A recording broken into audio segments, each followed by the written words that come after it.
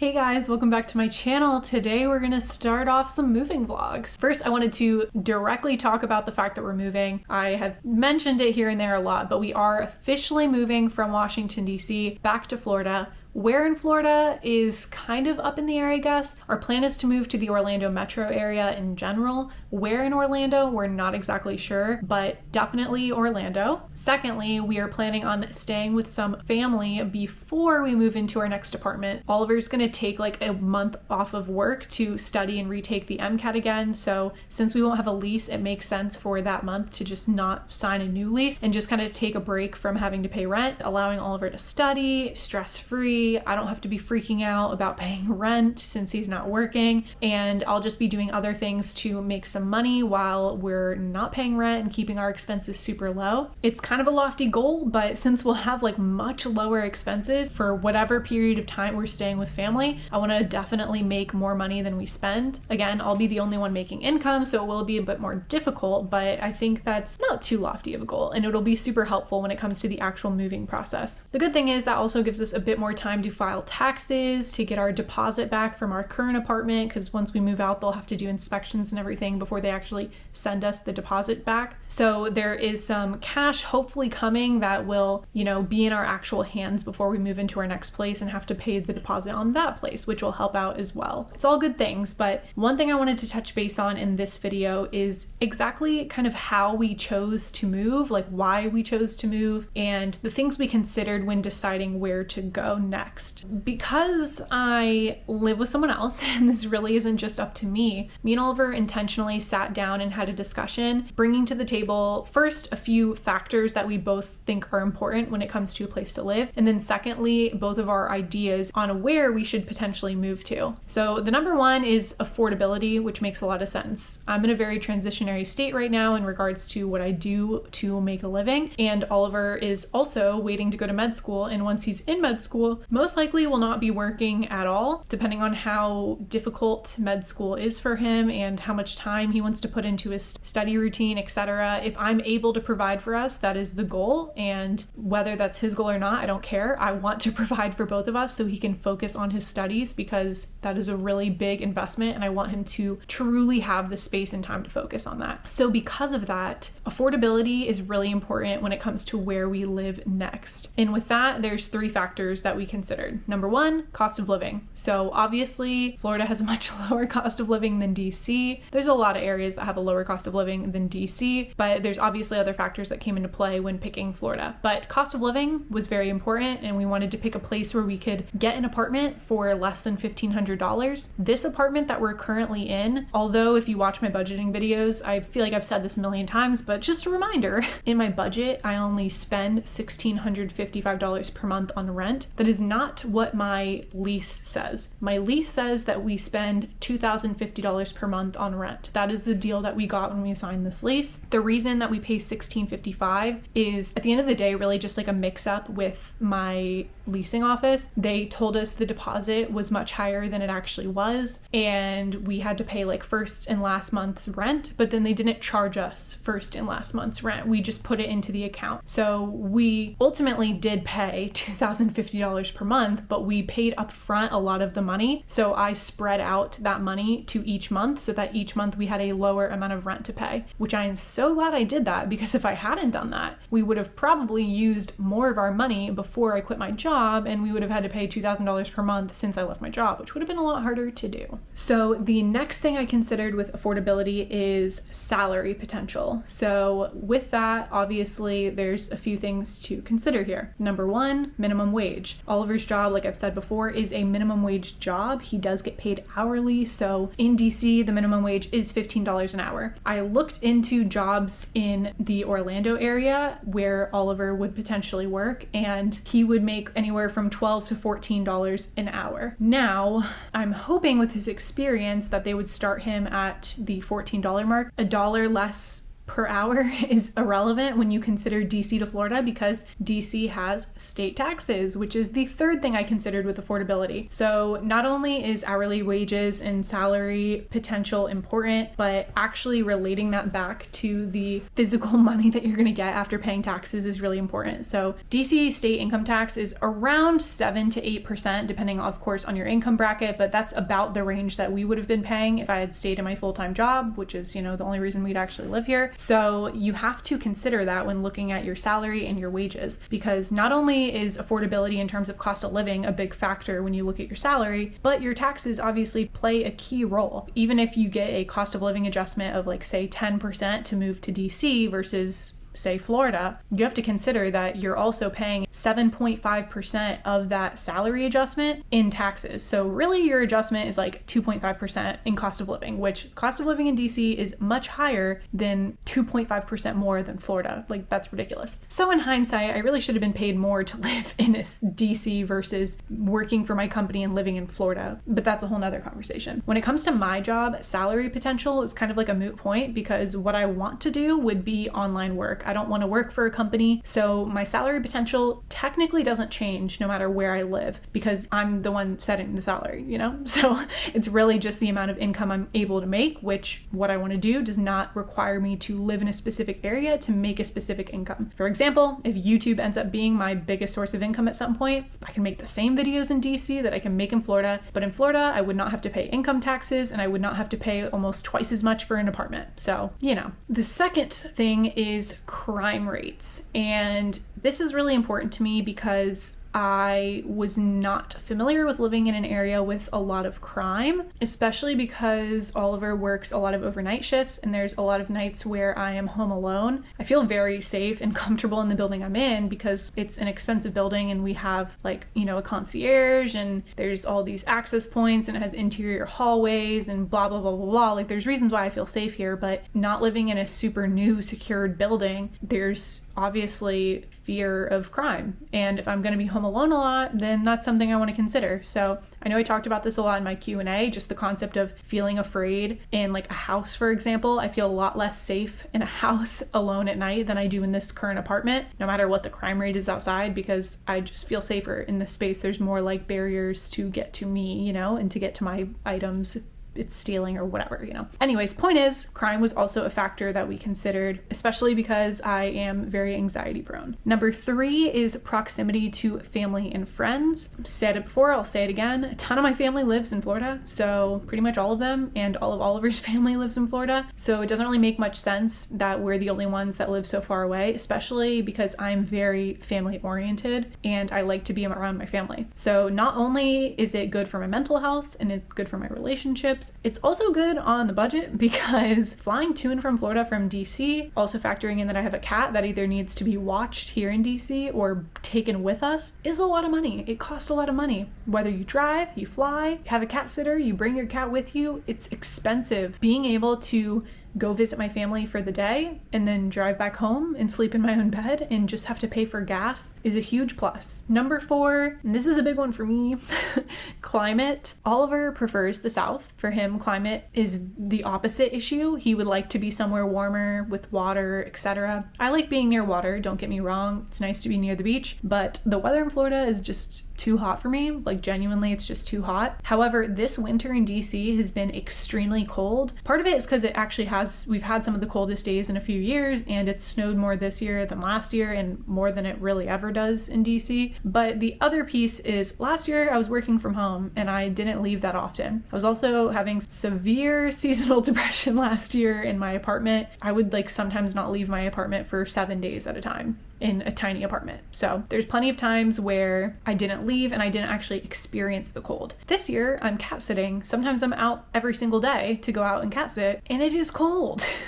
And now I understand why it bothers Oliver so much. I've had to trek through the snow for a mile there, a mile back for a cat sitting job after a flipping blizzard here. I've had to scrape the car, I've had to do all the snow things now, and I truly understand the negatives of living in a cold place. And yeah, I'm looking forward now to moving to Florida. Although I know I'm gonna hate the heat, I know I'm gonna hate it, I overall think I'm gonna enjoy it more than what I'm dealing with now. If I'm able to just travel for the seasons, I think think it'll be fine. I just want to see some leaves change, you know, if I can just like go up for a fall trip up north, maybe go see some snow, go skiing, like that'd be great, which the amount of money we're going to be saving from moving to Florida can help to pay for those trips, you know, so it'll work out and it'll be fine. Me and Oliver both grew up in the same hometown in like South Florida. There's a point where it barely ever gets below freezing temperatures, and we lived below that line. When we lived in Gainesville, when me and Oliver went to UF, it does get decently cold in Gainesville. Like the weather difference is actually pretty dramatic versus where we grew up in South Florida. So something I've considered is Central Florida, as well as like obviously more north, does have more of a seasonal change. The leaves don't change, of course, but it feels more seasonal. We have more of a fall and a winter and a spring. It's not as hot year round as it is in South Florida. Hence why Orlando is an option, and I don't want to be anywhere more south than Orlando. Like that is as south as I want to go. So next one is medical school. If you saw one of my previous videos about my 2022 goals to like not have to go back to the 9 to 5, I referenced that in-state tuition is a key factor for us. And if we're going to think 2 steps ahead, then it makes a lot of sense for us to live in Florida right now, because if everything goes right with this application cycle and Oliver gets into a school and starts next year in 2023, we will have lived in Florida for about a year and 3 months at that point. And if we're already in Florida and we've lived here for a year, then he can get in-state tuition, which is anyone should pretty much know that in-state tuition is a ton cheaper. Well, it's even more of a dramatic difference when it comes to medical school, because medical school can be obviously extremely pricey. So it's a huge plus for us to go to Florida, because he has the best chance at getting into a school in Florida. Number one, because he went to school there, and number two, because we will be residing in Florida, which helps with your application if you're a Florida resident. Next is culture. I don't want to live in a place with no culture. Obviously, I enjoy places with more diversity, and I don't know what I'm saying. You get what I mean. I want some interesting stuff going on. I want interesting people there. I want different backgrounds of people and different cultures surrounding me. That is also a factor that I've considered too when looking at where we want to live, which is one of the big reasons why I like Orlando. It is a very diverse area with a lot of culture, and there's a ton to do there as well. So I think that's a huge plus. Next one is transportation. So for this one, there's 3 components: gas prices, insurance. I should say there's 4 components, because then there's also transit and the safety, I'll call it, of the transportation. So gas prices, I mean, that's an obvious one. I mean, that fluctuates so much, and you know, it does vary from state to state, but that was a consideration, less because of the actual like price per gallon and more for the amount we would be paying for gas. In DC, Oliver drives to work in 15 minutes. In Orlando, there's a good chance that he'll have a longer commute. He might be driving more. Florida is more in general spread out, obviously, than DC. So there is more mileage to drive, which makes the gas cost more per month. Insurance, I always had an idea of how much insurance costs, and then I moved to DC and we got insurance here and we pay like $70 a month. I've heard from other people that insurance in Florida is much more than $70 a month. I don't know if that's right. I haven't quoted insurance yet to see what it's going to cost, but insurance was a factor to consider. Next, transit. So obviously there's pros and cons to having public transit. I enjoy having public transit here because it's easy for me to get around if Oliver is out with the car or at work with the car. But the reality is, living in Florida, it would be hard to be a 1-car household, and there's really not a lot of transit options. So that was definitely a negative, because it's not like you can jump on the subway or jump on the bus or take a bike somewhere. You don't do that in Florida. Pretty much everyone drives a car, which part of me missed that. I grew up driving everywhere, so it was an adjustment having to like walk, bike, take the subway, things like that. It's a different lifestyle for sure, and I really like it. And then of course there's cons to it as well. Like it takes longer, it can be annoying, it costs money in its own way. There's a lot of reasons. It's less flexible, stuff like that. Accepting that there's really not going to be public transit in Florida was one thing. The next thing was realizing that I basically have 2 options. I could get a second car, which costs a lot more money, or I could go back to what I did in college, which is having a moped or a scooter, whatever you want to call it. I loved having my moped scooter thing so much in Gainesville, but I did have an accident, whatever you want to call it. I fell off my scooter, and I think I've talked about it before, but like I have nerve damage in my knee from falling off my scooter. So a piece of me is terrified of them now,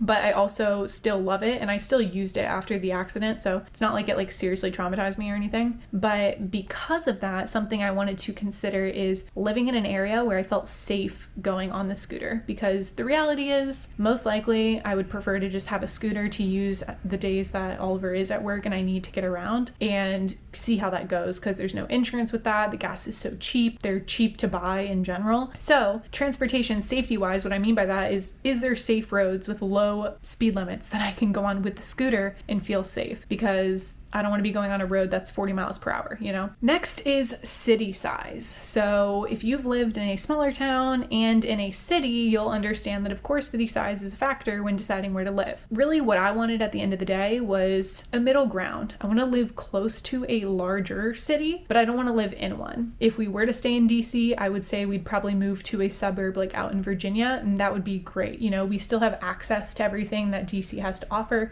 We can get there quickly and easily, but we're not in the middle of it. I don't want to be in the middle of it anymore. I'm ready to have a more peaceful neighborhood and home environment, so that is like a big goal for me with where we move. Oliver never has been someone who wants to live in a city, so like he's totally down for that. If it was up to him, he'd probably live in the middle of nowhere. I did that my whole life, so I'm just not in the mood to live in the middle of nowhere. Like I grew up living on like 5 acres in like the farm area of our hometown, and it just felt too far away from everything. So I'm not really down for that. I want to be able to drive like 2 minutes and get to a grocery store, you know, like that's not too much to ask. I don't think so. Next, proximity to an airport. And this obviously changes depending on what our purposes are for using the airport. If we didn't live close to family where we could drive, then the reasoning is because the further we live from the airport, the more expensive it is to go travel and visit our family because of A, obviously having to drive there, the gas, or B, having to park your car at the airport because you can't get there by like bus or something, things like that. That all of course ups the cost of the trip to visit family. If we're just talking about travel for fun, like vacations, proximity to airport doesn't matter as much, but even better than that, living near family and friends means you have rides to the airport. So closer we are to our family, the easier it is for us to have rides to and from the airport. Also, I have a place to bring my cat to stay with family while we're going on trips, and then our family can just drive us straight to the airport after we drop off the cat. So overall, it's pretty much a win-win. That's like the best case scenario, is just living near family for that. It'll allow us to do travel the cheapest way possible, and obviously again, visiting family is extremely cheap. Lastly is hobbies and fun stuff to do, activities. Orlando has a ton of things to do, like I already said, and a lot of the things that I enjoy doing are much more accessible in Florida, and same with Oliver. If you guys don't know, Oliver's very much into all things water. He was really into sailing growing up. I mean, he still is into sailing, but to join a sailing club here in DC, it's like hundreds of dollars per month. In Florida, I think it's less than $200 for the entire year. It's like literally dramatically cheaper to sail in Florida than it is to sail in DC. Up here, it's a very luxury hobby. That's a big plus. He can actually do his number one hobby. He also loves fishing and all of those things, which not only are they cheaper to do in Florida, his family has ways and friends and people to go fishing with. They have the equipment and the supplies needed to do that at their house, so that obviously is cheaper, and it's accessible year round because it's Florida and it's pretty much never too cold to do that, and you can always drive south like 2 hours and it's warm. So that's all a plus on Oliver's end. On my end, I just enjoy the lifestyle of Florida a bit more. I don't like going out. I don't like doing these like big gatherings of people and stuff indoors, and I don't even know what I'm saying. I just don't like the DC social scene. I'm just not a fan of it. A lot of it is just drinking and going out and big groups. I like one-on-one conversations, nice walks, going to the library together. Like that is my vibe. And for some reason, I have a really hard time finding people up here who like doing that as well. But in Florida, I seem to always have people around me who enjoy doing the things I did. Like thrifting was a big hobby of mine. I like going to coffee shops and chilling, going to get bubble tea, you know, all like the chill things. I like the chill things. I like the small groups, and it's just not really a thing up here. So that's another big reason why for me, Florida just makes more sense. Also, thrifting's cheaper down there. Thrifting's pretty expensive up here, so one of my main hobbies is more expensive, as well as I'm a big foodie, so trying food up here is like ridiculous. Like any meal is going to be $20 per person. Obviously, there is cheap food in DC, but it's far and few between, versus like in Florida, it's the far and few between places that charge $20 per person. You know what I mean? So I like that part of it as well. The only other factor is proximity to other cities. So I mentioned I want to be close to a big city, but something I really liked about living in DC is you're just a train ride away from Philly, you're just a train ride away from New York. You can easily drive out to the mountains, you can go skiing, everything is accessible accessible. All of these different lifestyles. Virginia Beach is close. You can basically see anything you want to see and be in any vibe you want to be in, like very, very quickly. In Florida, if you didn't know, it's a peninsula. So you're pretty much stuck down there. And to get out takes a million hours. And then really all you have is like Georgia, South Carolina. So, you know, although there is a lot of places near Florida I haven't been to, like I've never been to New Orleans, and that's like seriously not that far away. So it's definitely a trip I could do, but there's just a big area, lots of mileage and lots of land area that is just the same before you ever get to anything different. And really to see any different climates, you pretty much have to fly. So that is a downside because you can't just like cheaply travel to other places, but there is cheap ways to travel even from Florida by plane. So, I mean, it's not the end of the world. I just would rather be able to drive or take a train somewhere. So that's a downside, but to me, it's not so much of a downside that I wouldn't want to live there, because